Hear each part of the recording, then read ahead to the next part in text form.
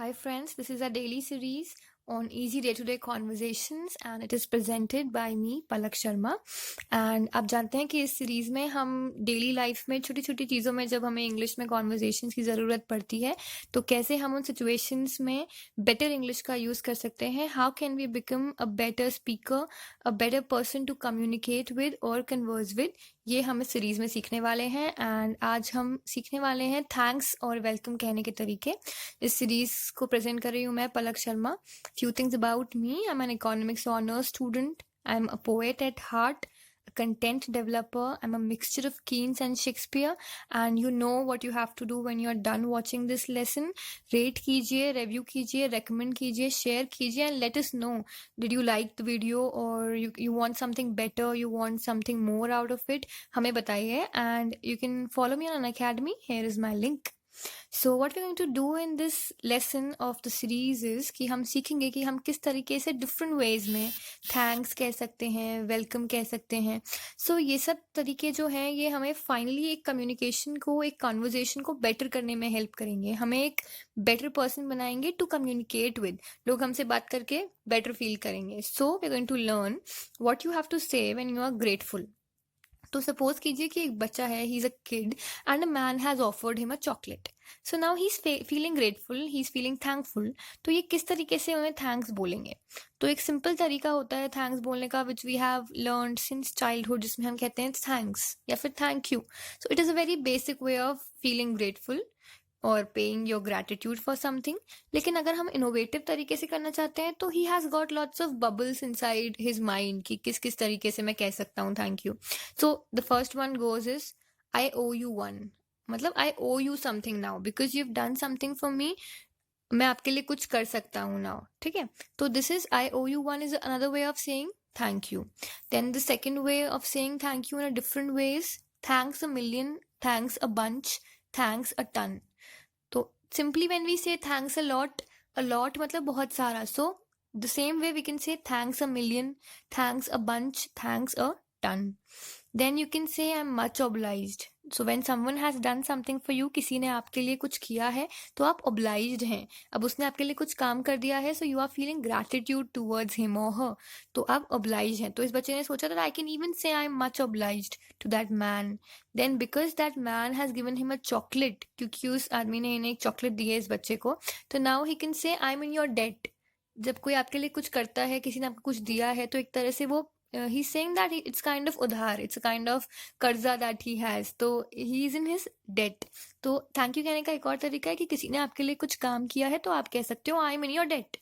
Then you can say you are too kind because वो पर्सन इतना अच्छा है कि उसने आपके लिए कुछ किया है. He has a nice heart, he is a beautiful person by heart. So you can say you are too kind.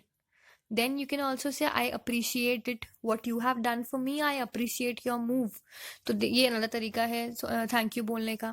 Then you can say you're great because that person has done really something great for you, so you are thankful to him. You can say you are great. So these are some of the ways, the couple of ways in which you can say thanks to someone, and it depends upon the situation you are in and the person you are dealing with. So these are the kind of expressions you can simply use. बहुत easy तरीके से आप इनको बोल सकते हैं. किसी ने आपके लिए कुछ भी अच्छा काम किया है, कोई आपके लिए पानी का ग्लास लेकर आया है, तो आप सिंपली कह सकते हैं आई अप्रिशिएट इट या यू आर टू काइंड. किसी ने आपको एक बुक दी है तो you can say I am in your debt. फिर किसी ने आपके लिए आपका कोई पेन गिरा हुआ था, they have picked it up and given it to you, you can say I am much obliged. फिर किसी ने आपके लिए अपने पास में एक सीट रखी है क्लास में कहीं पर भी, so you can say thanks a billion, thanks a bunch, thanks a ton. And अगर किसी ने आपके लिए आपको कोई पार्टी दी है, they have thrown a party for you, then you can say I owe you one. मतलब I owe you something. Now you have done something for me, then a chance will come where I'll also do my bit. So this is the way of saying thanks all in all. Now अगर आपको किसी ने thanks कहा है तो आप उसका reply कैसे करेंगे? This is another problem. तो हमें एक टिपिकल रिप्लाई पता होता है यू आर वेलकम. इसके अलावा हमने कुछ ज़्यादा सुना भी नहीं है. We have never heard more. So this is the man who gave chocolate to this child. तो इस बच्चे ने तो थैंक यू कह दिया है. So now this man is thinking कि मैं थैंक यू के बदले what should I say to this child. So there are again a couple of ways in which you can say you're welcome. So the ways are, if someone is saying thank you, then say that's all right, that's not a big deal, You can say that I have not done something very great for you. तो इसलिए it's okay. That's all right. Then you can say you're welcome. That's a typical reply of thank you. Then we have don't mention it. This is again a good way of saying welcome क्योंकि इससे आप ये दिखाते हैं, आप modesty दिखाते हैं, आप कहते हैं कि okay, I have done something for you, but it's okay, no need to be thankful and don't mention it again and again. Okay. Then the other way is my pleasure. So you will say that doing something is not something, I'm doing something for you is not forceful. It's a pleasure for me to do something for you. So do not be thankful.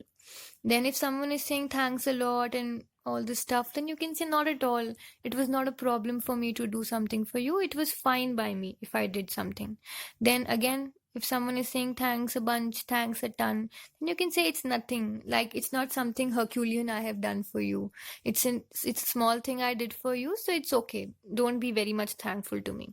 So again, these are some of the ways in which you can say you are welcome to some other person who has said you thanks, or who said thanks a lot to you, or who just paid his gratitude to you.